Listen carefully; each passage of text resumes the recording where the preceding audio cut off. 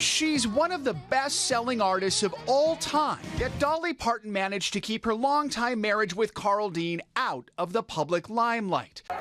On Monday, the country artist announced on Instagram that her beloved husband of nearly 60 years had passed away at the age of 82.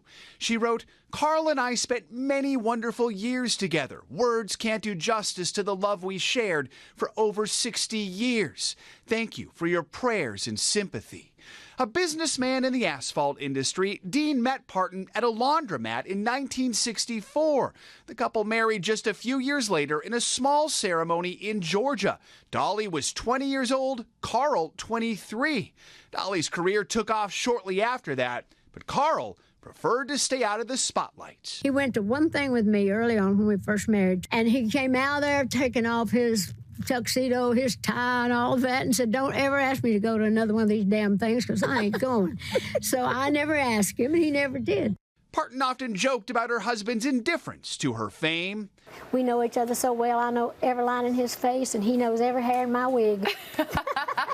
Is he a Dolly Parton music fan? Not particularly, but he loves me. Yeah. He loves me. But that didn't stop her from using their marriage for musical inspiration, revealing her legendary song Jolene is really about a bank teller smitten with Dean.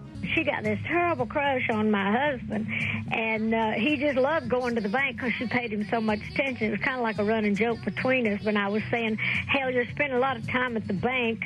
I don't believe we've got that kind of money." Their personalities define the phrase opposites attract. He's got his own sense of humor. He's got his own way of thinking.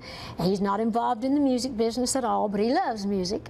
And we're different, but yet we just are so compatible. Parton made it clear she has always loved Dean, saying in a recent interview, "I think I've had many loves, but Carl is my best and lasting. He was the one that's lasted for 60 years.